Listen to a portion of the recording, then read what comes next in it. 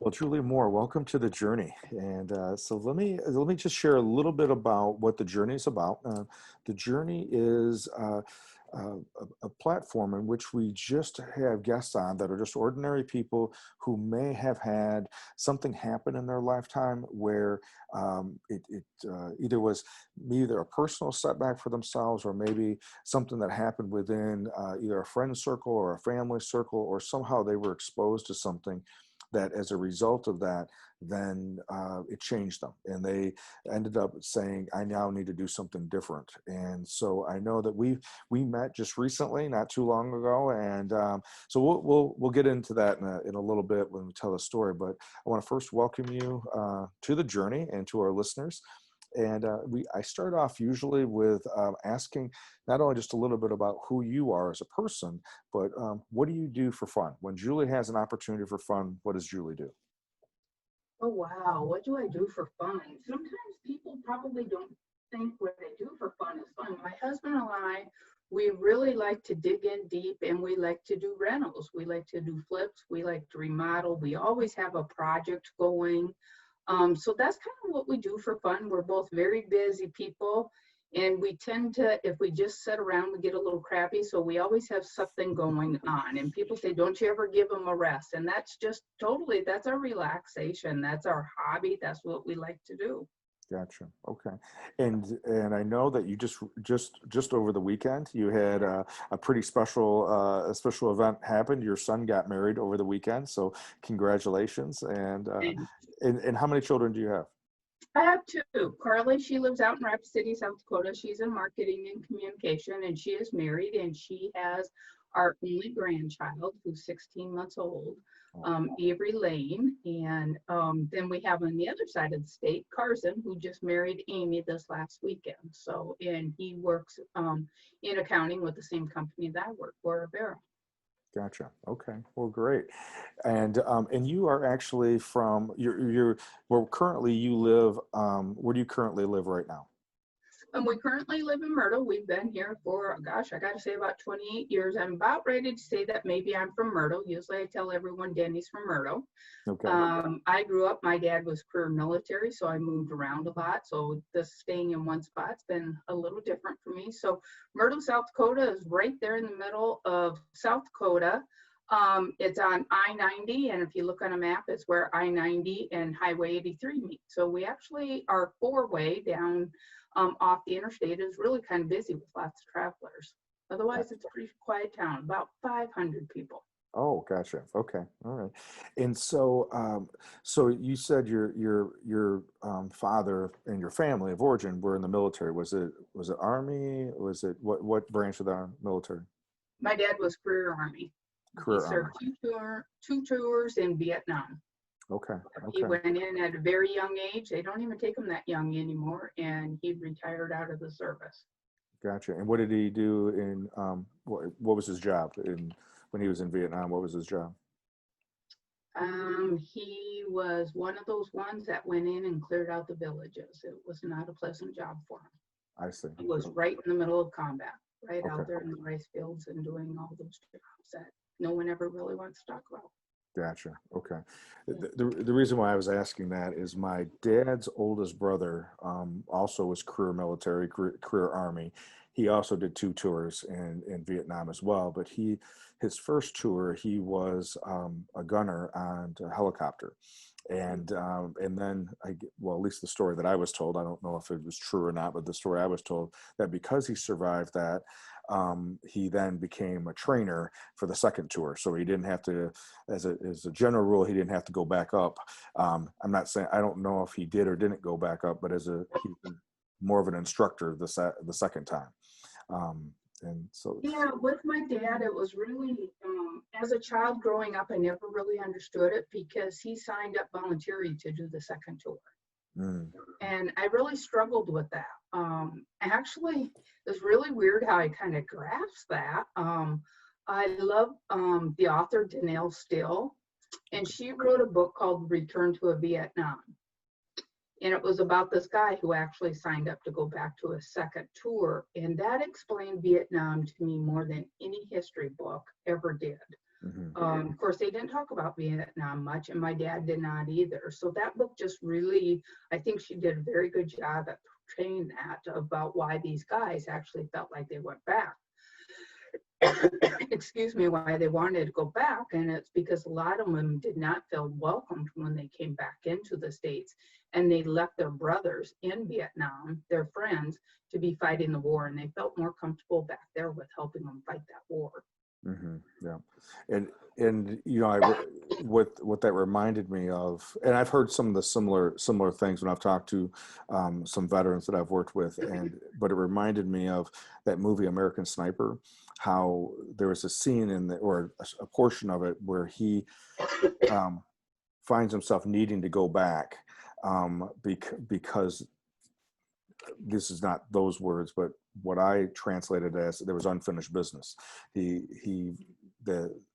responsibility, the guilt, whatever it may have been.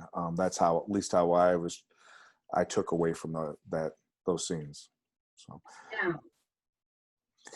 and then I know that you've mentioned to me in our talks that you have siblings. You have so tell us a little bit about your family of origin.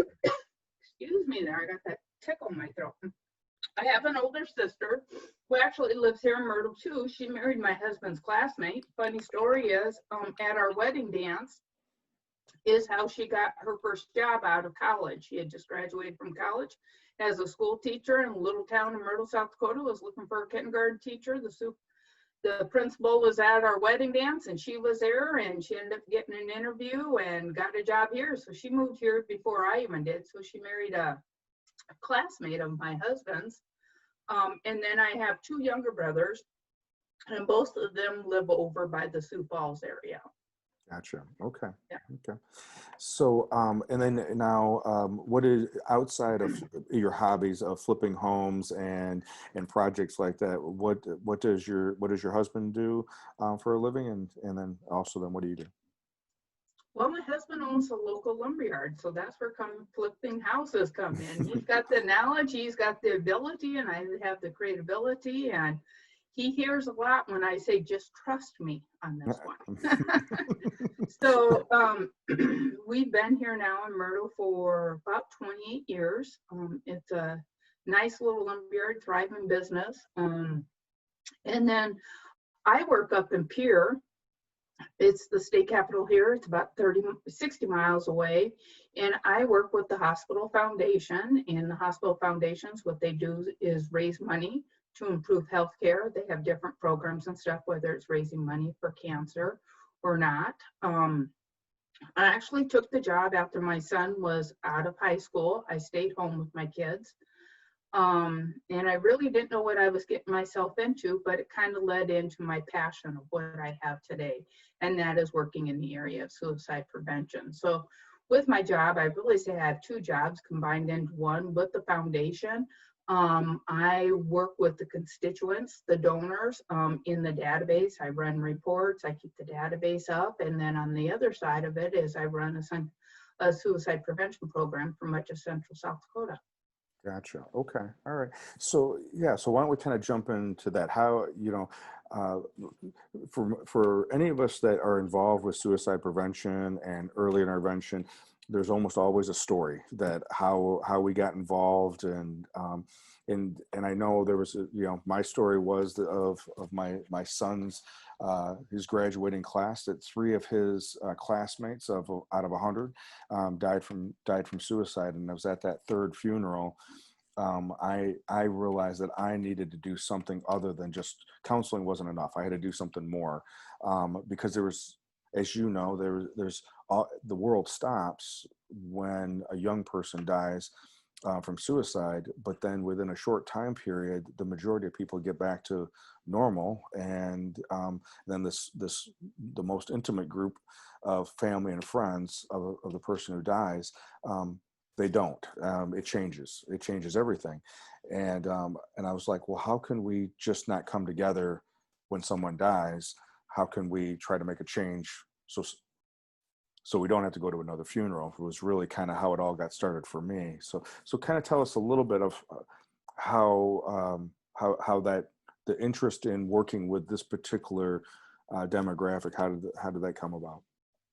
Well, when I go out and talk to kids, I always say this is not a career that anyone really thinks that they want to get into. Sure. We say it's a club that none of us really want to belong to. And it's usually the people that are affected by suicide that gets involved in it.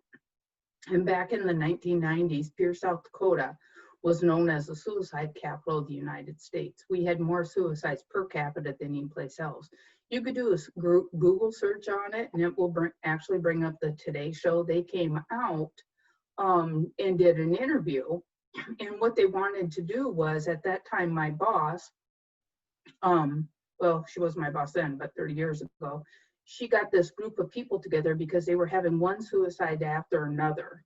And they were in their teens, and it's like, what's going on in this small community? So she brought all these people together to see what they could do in the community to stop this from happening. And the Today Show heard about that, and they were like going, wow, you know, way back then the stigma was really high. We want to come out and do a story on what you guys are doing to prevent this. It was one of the very first suicide preventions that you probably had heard of back then in that time.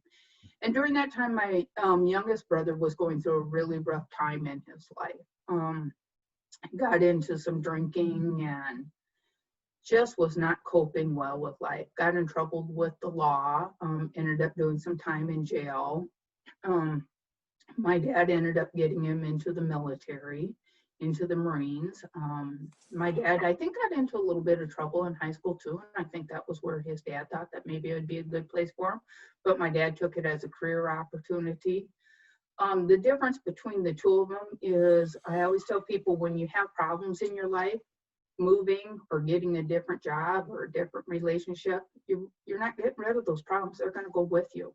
Mm-hmm. So all the trouble that my brother was having went to the Marines with him. He ended up attempting suicide in the Marines, and he got a dishonorable discharge.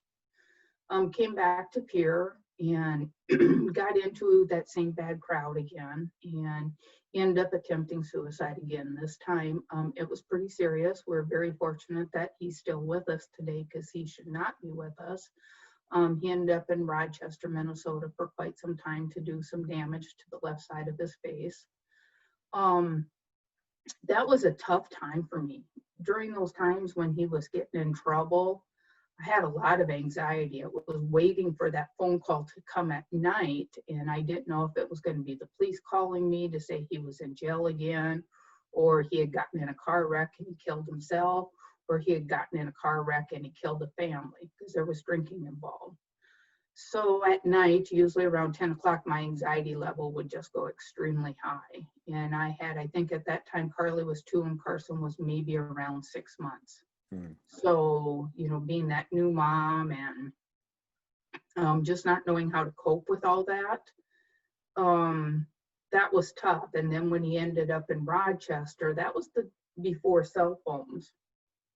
So when they flew him from Pierre to Rochester, we didn't know if he was going to live or make it or anything. You know, there was just no contact there. We had to stop in a couple of towns and call to see what was going on.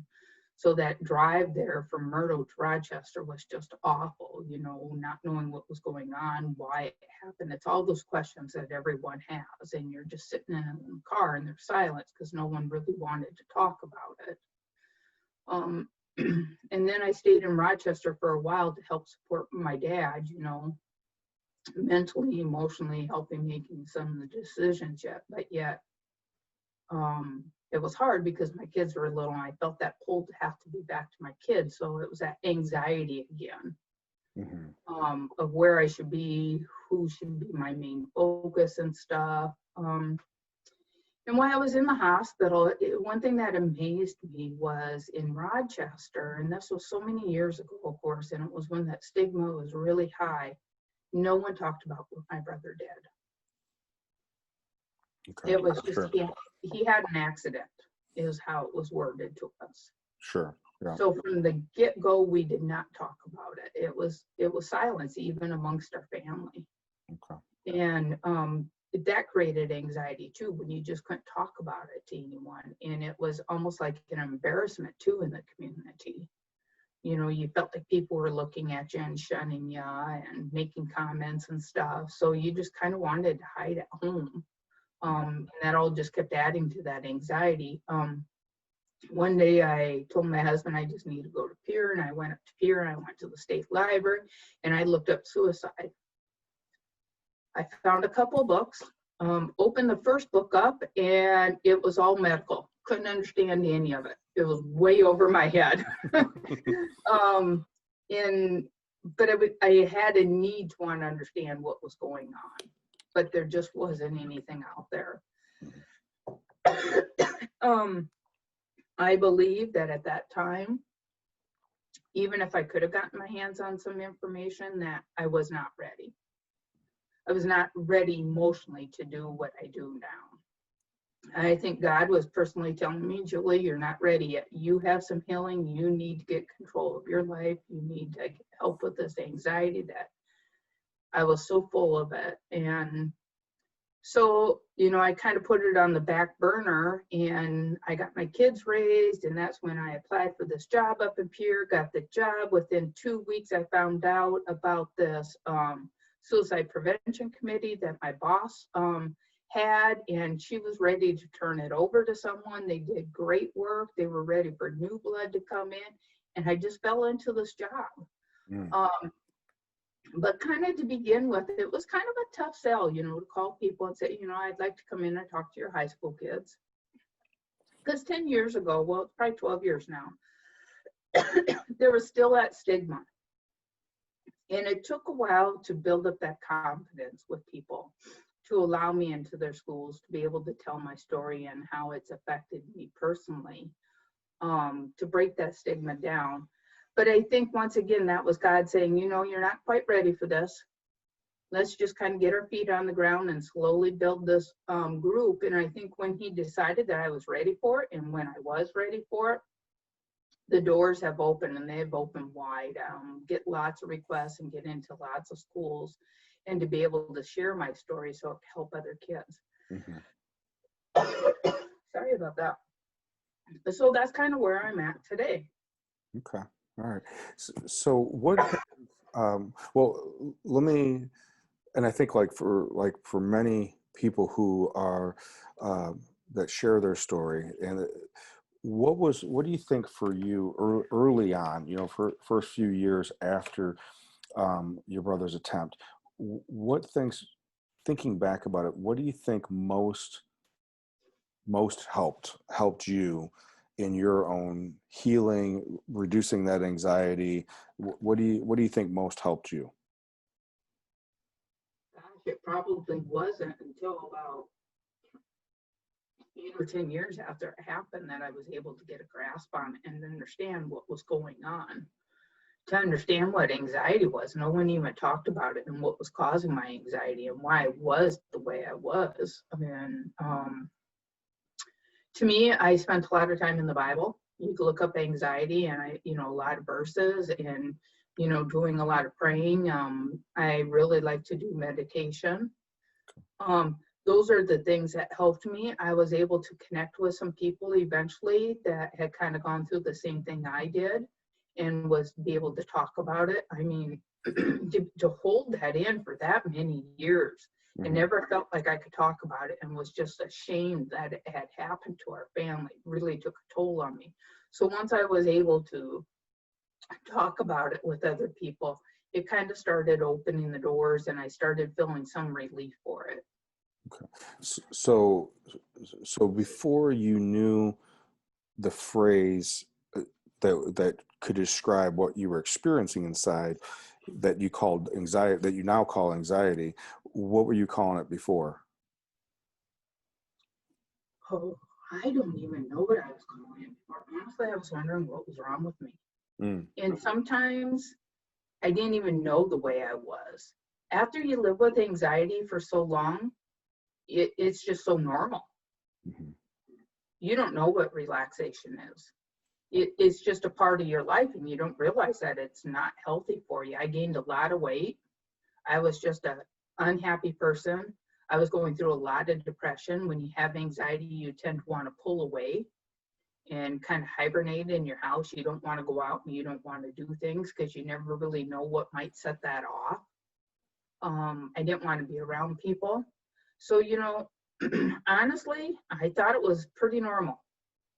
It was just the way I was. And I don't know if I don't know. It was just kind of weird.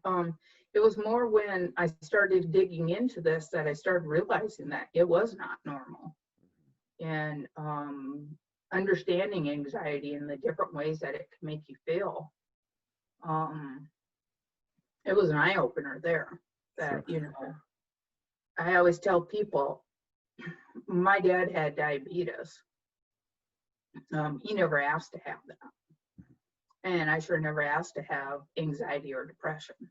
It's just something that can happen to someone, and it's a medical condition. And we really need to break that stigma around mental health so people could get help. I would never have asked this or would want this on anyone else to have to go through what I went through.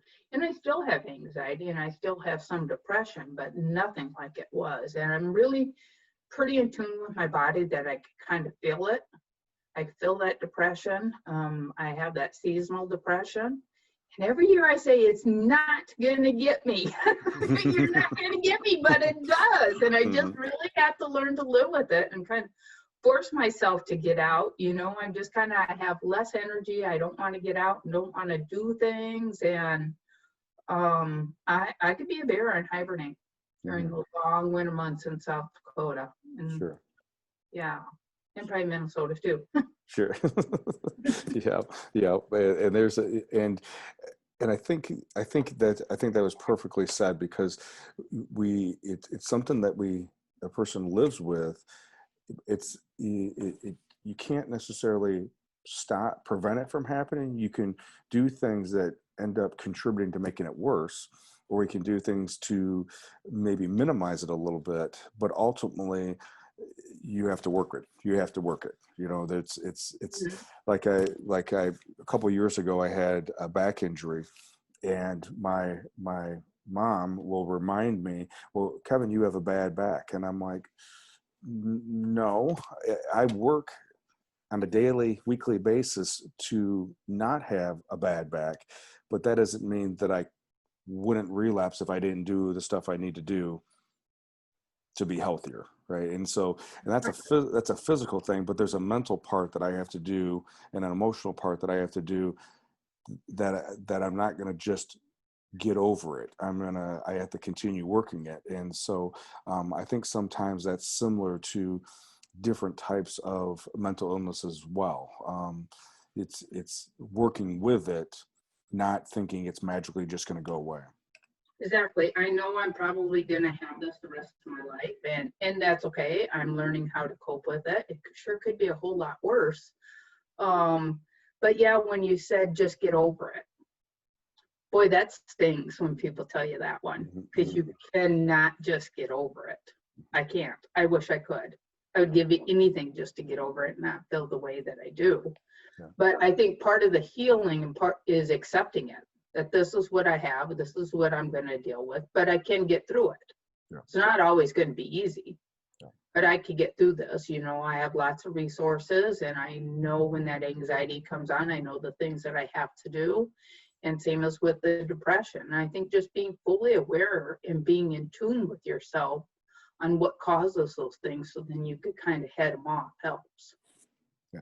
And kind of swinging back around to, when we do talk about suicide awareness and suicide prevention programs, one element is about, that, because suicide is the end result of something else, right? If we just only talk about the suicide part, then we're not really addressing the things that lead to that moment when someone believes that they can't continue doing this life, right? And if we address those, help them address and help them, because usually that moment for most people, it's a temporary, it may be constant, but that darkest dark is temporary, but it feels like it's forever. And that's what people describe it to me. Go ahead. You were going to say something? Yeah, so suicide doesn't just happen. It's accumulation of the problems that we have, and it's problems that we all have. We all have problems in our life. We all have different problems, but it's how well that we're equipped to cope with those problems. So the way I try to describe it is you just take a dark cloud and you have one dark cloud up there and that represents a problem. Then you put another dark cloud up there and another dark cloud. And you keep adding those dark clouds, what are problems? And eventually they all come together to form that perfect storm. Mm-hmm. And that person who is having those thoughts of suicide and they're dealing with those problems, they're teetering back and forth. They're like on a balancing scale. Really, part of them wants to live and part of them wants to die. And they're going back and forth on that balancing scale right up to the point of when they perform that act. And it's so spontaneous because 2 seconds later, they could have been thinking of all the reasons that they wanted to live. So it's really a struggle in their mind. Very rare, do they just make that so spontaneously. They've been thinking about it for quite some time. Mm-hmm.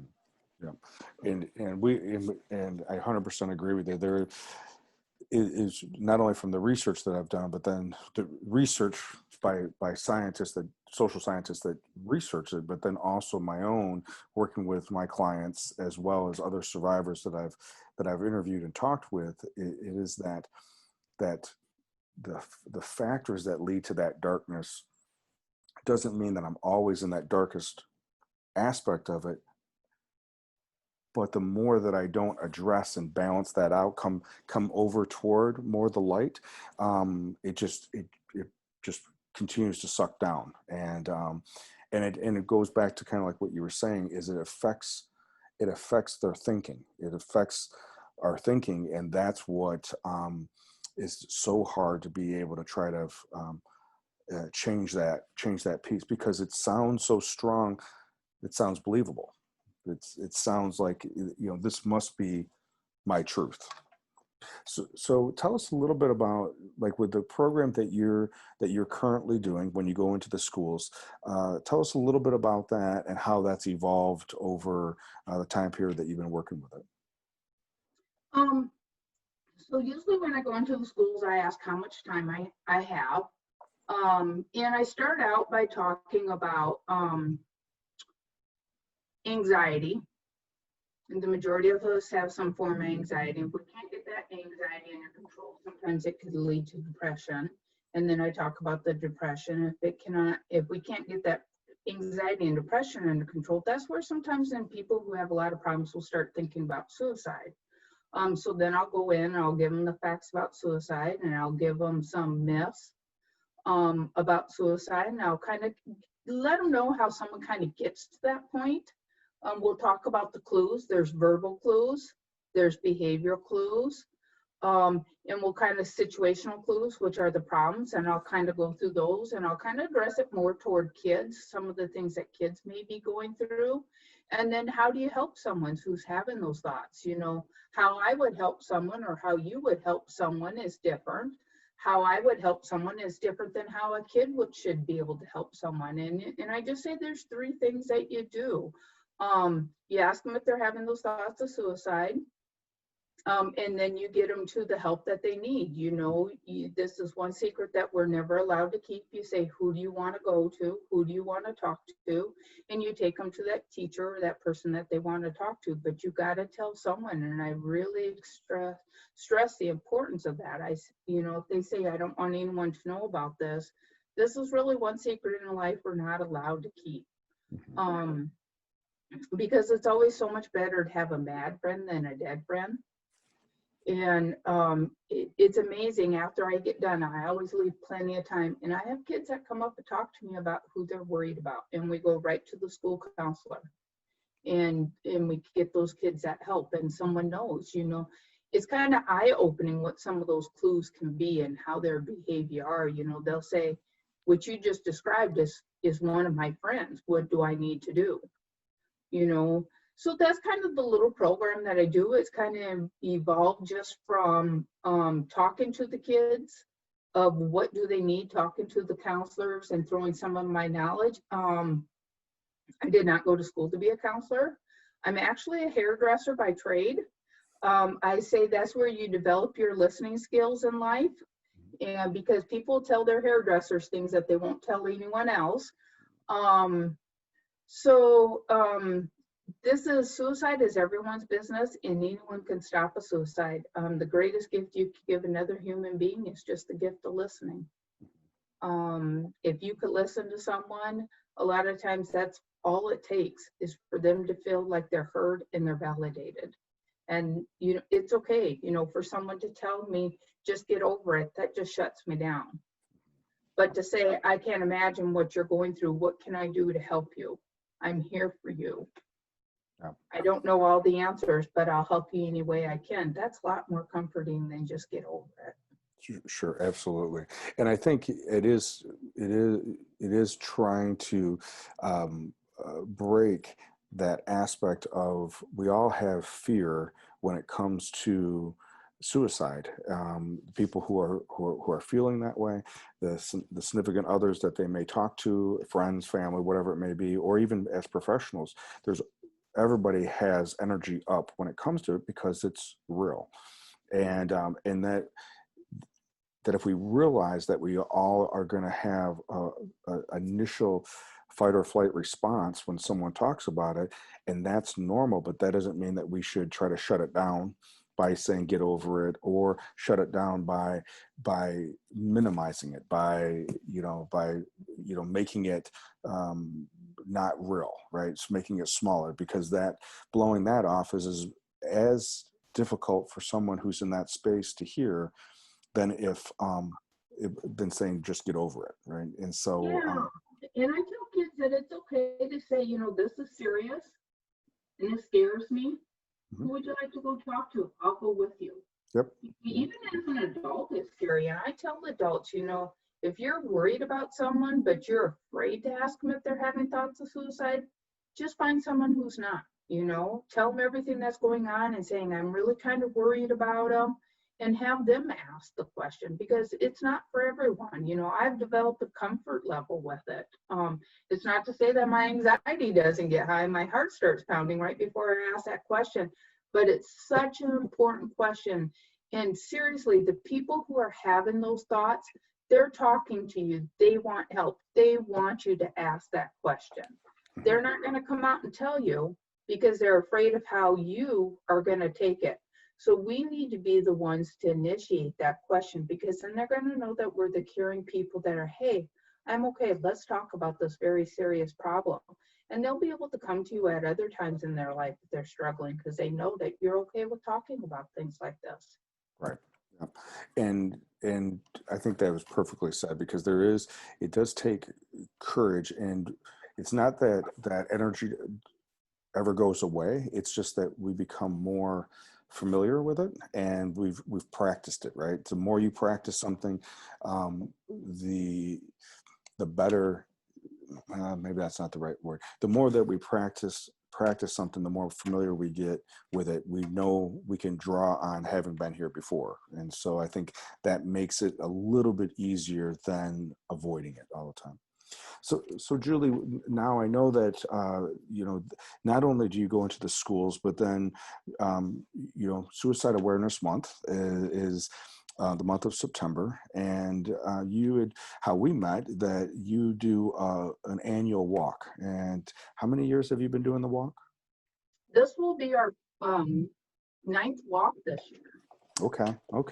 Well, congratulations. And so what is, with the walk, what is it, what are you really trying to do? I know it serves multiple functions, but what is it that you're trying to do? And so what is the walk, the purpose of the walk, and what are you trying to do, even though I know it has multitude of functions? Yeah. So the first year, our committee was kind of thinking about putting a walk together. This is when the stigma was still pretty high. I talked to my boss and she goes, well, what would your goals be for the walk? And I said, just for someone to show up. That was really my goal for that year. The first year we probably had maybe about 12 or 13 teens, people who had lost loved ones to suicide. We probably had maybe 150 to 200 people. last year, I think we had over 50 teams and we had over 700 people that came and walked in the walk. What we've seen over the years is the stigma. We definitely feel that that has come down. People tell us our walk is one of the best ones in the community. When you think about going to a suicide prevention walk, you won't feel it as uplifting, but when people leave our walk, they do feel that. It's kind of a mixture of emotions that day. We have a mixture of crowd. We have people who are coming because they lost that loved one. We have their family members that are coming to support them. We have in the last 3 years, people who are struggling that are coming to find some help and some hope. And then in the last couple of years, we started having businesses and state departments putting teams together to come to the walk that's saying, hey, this is a problem. It's not just a problem here, but it's a problem. And the one thing that I always say, this is not our law enforcement's problem. This is not our hospital's problem. And this is not our school's problem. It's everyone in the community's problem. And I think that's one thing that we've really gotten throughout Central South Dakota. We have teachers that put teams in. So we've really seen that difference. So when we look at our walk, we're trying to give people hope, whether you've lost a loved one, that yes, it's tough, but there is hope that things are going to get better for you. For people who are struggling, that we want to give them hope. So really hope is our big word that we have with the walk. What else can I say about it? We always try to find a speaker who can give our crowd a message, and that's kind of hard. You know, when I talk about that, you know, we have really 3 different crowds there, you know, to kind of address all 3 different people that are there. And we just want people to go with that. When they leave there, there's a sense of sadness that is there, but yet when people come to the walk, they realize that they're not alone. That we have this huge group of people. One of the committee members that we have, Rick Doctor, he will tell you that he lost his son, I don't know how many years ago now, probably at least 17 years ago, maybe at the age of 14. And he will tell you that his healing started at the walk.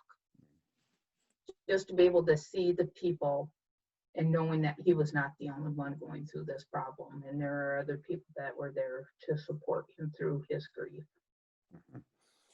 So knowing you're not alone, knowing that there's other people on different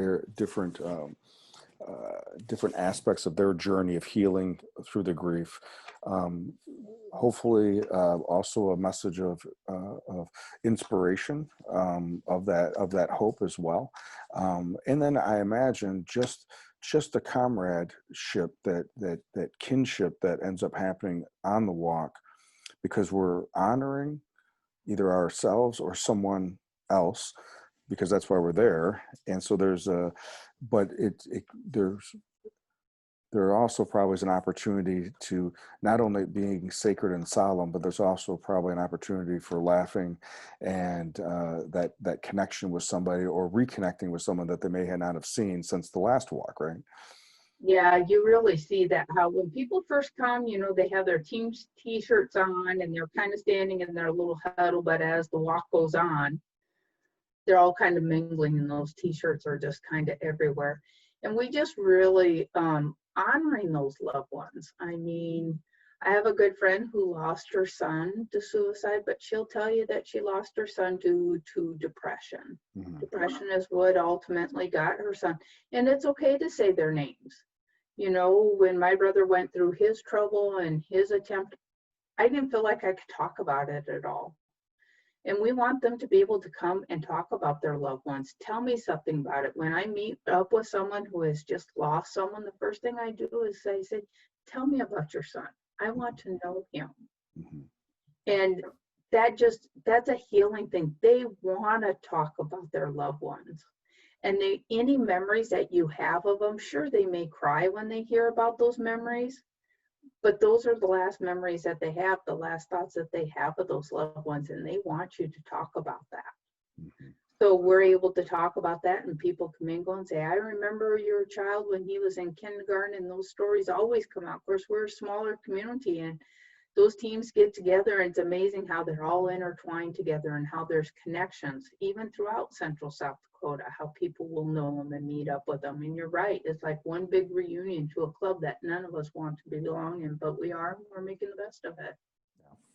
You have mentioned a couple times now Central South Dakota. What's the range of Central South Dakota? Like when you say that, what's from east to west? What would be encompassed with Central South Dakota? Well, all the way up to the North Dakota, all the way down to the Nebraska border, I would say we have a radius of probably about 150 miles if you just draw a big circle right around Pierre. But we have people that even come from Sioux Falls and Rapid City. So we have people that kind of come from all over the place for the walk. You know, their loved one may have been from Pierre, and that's why they come back to the Pierre walk instead of doing the Sioux Falls one. Some people do multiple walks because that's just healing for them. So yeah, we try to really serve that Central South Dakota area. You know, we're just out here in the middle and we don't have a lot of resources. So it's been a good thing for Central South Dakota. Sure. So this year, 2020, in the midst of COVID and the pandemic and everything that's going on, so this is kind of forced you guys to do things a little bit different. So why don't you tell us about, and your walk is on September 12th, and what time does it start? September 12th, Saturday, September 12th, and what time does it start? It starts at 9 o'clock. Okay. So one of the neat things about our walk is we've always tried to keep it short and sweet. Okay. I can remember years ago we had this pastor Murdo, and he said his very first day, his very first sermon, he said, you know, if I can't get up here and say it in 10 minutes, I shouldn't be talking. I like that guy. So we try to keep our walk short, even if it's not a virtual walk. We are usually, the walk starts at 9. We are done and cleaned up and out of there by 11:30. Okay. We have a nice little program. They just walk around the Capitol Lake. You could sign up a team. We don't make you go out and fundraise and do all this stuff. Our message is more important than the money, and the money always comes.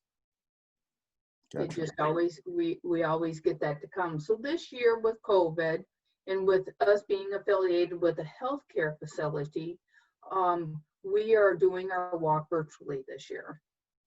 So the walk is going to be, we hired a production company, and I told them, I said, what I need from you is to make the people feel like they are at the walk, like they've been coming to it the last 8 years. I want them to feel like they are there. So we're going to run the program, the walk, like we always have done it.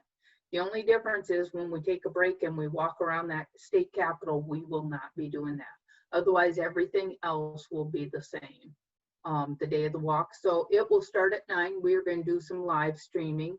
All the information for the walk is on our Facebook page, and that's called the Foundation of Hope, Central South Dakota. You can find that there. And really, COVID has kind of changed things. Sometimes you could look at the bad side of it and you could look at the good side. I think the good side of it is, our range of audience is going to be huge. We have the potential to have a lot of people view our walk compared to in the past. Just 700 people coming, maybe we could double that 1,400 people actually saw our message. So that's what we're really trying to work on, is how can we get this message out? How can we get this so more people can see it? So it will start at 9. I'm going to say that is probably going to be done at 10. Gotcha. Okay. All right. Well, great. So, and I know you have a bunch of things, obviously still to get in place and to help promote it and all those types of things. And now, are you with obviously COVID? Obviously, that's going to be changing some of the things regarding getting into the schools. at a time period when people's anxieties are higher. There's obviously just because COVID came in didn't mean mental illness went out.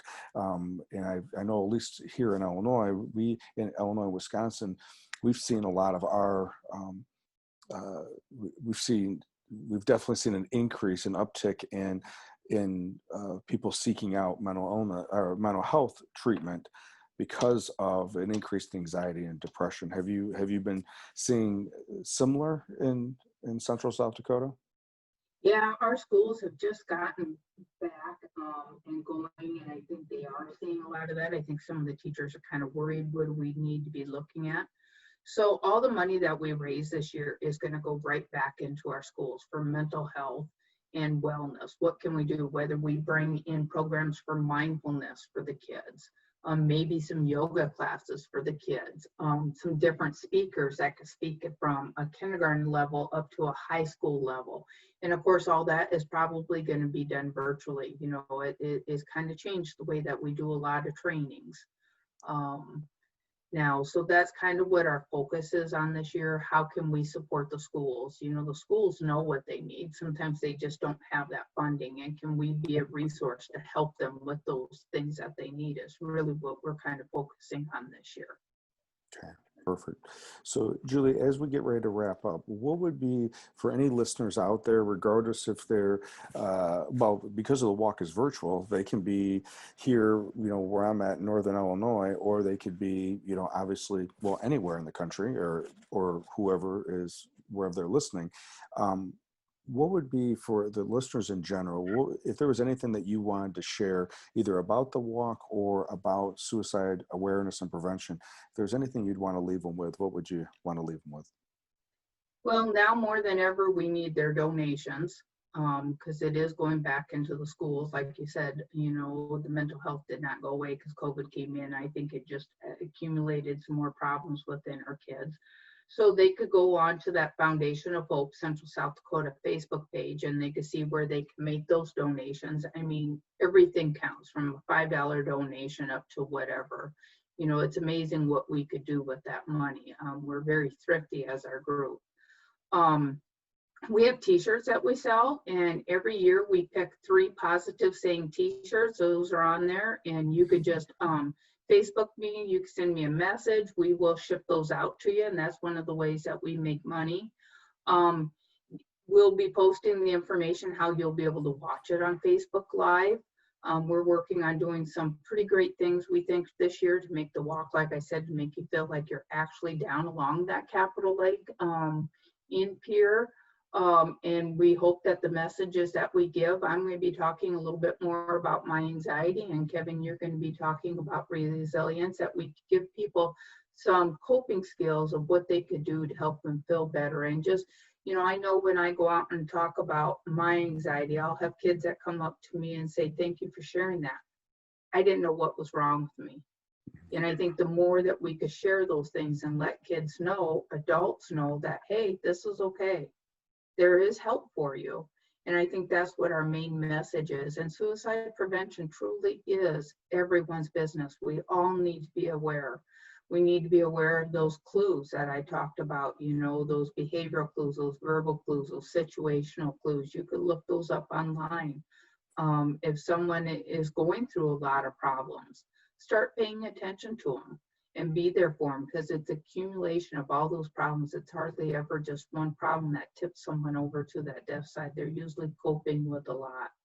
And remember, that greatest gift that you could give another human being is just that gift of listening. When I'm talking to someone who is struggling, I tell you honestly, I feel like a bobblehead because my head is just bobbing. I'm making that eye contact to them, and I'll just be tell me more about that. How does that make you feel?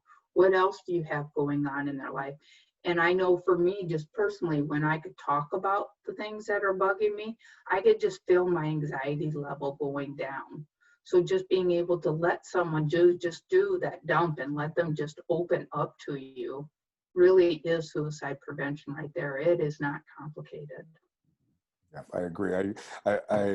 It's that's well stated that suicide and a person being in the mindset, in the suicidal mindset, is complex and complicated. But what we can do really is just those simple things: being able to listen, being willing to have the courage to tell a safe person, fight that silence that we all have a tendency to gravitate toward Mhm.